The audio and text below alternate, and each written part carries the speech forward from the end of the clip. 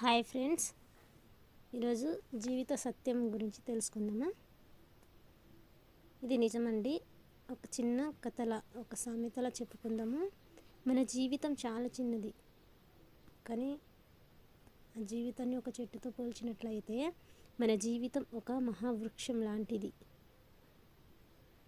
ఎలా అంటే మహావృక్షం అంటే పెద్ద ఆకారాన్ని కలిగి ఆకుపచ్చగా అందంగా కనిపిస్తుంది. మంచి పండ్లను మనకు అందిస్తుంది. అదేవిధంగా ఎండన పడి వస్తే చల్లటి నీడను ఇస్తుంది. కానీ చెట్టు యొక్క ఆకులు రాలిపోయి కొమ్మలు విరిగిపోయి వృక్షం ఎండిపోయి ఉంటే ఆ చెట్టు దరిదాపుల్లో ఎవ్వరూ పోరు, కనీసం పక్షులు కూడా రావు. ఎందుకు నేను ఇది చెప్పానంటే నాకు ఆల్రెడీ అనుభవంలో ఉంది కాబట్టి చెప్తున్నానండి. ఇందులో మీకు ఏమర్థమైందో నాకు కామెంట్ రూపంలో చెప్పండి. ఓకేనా ఫ్రెండ్?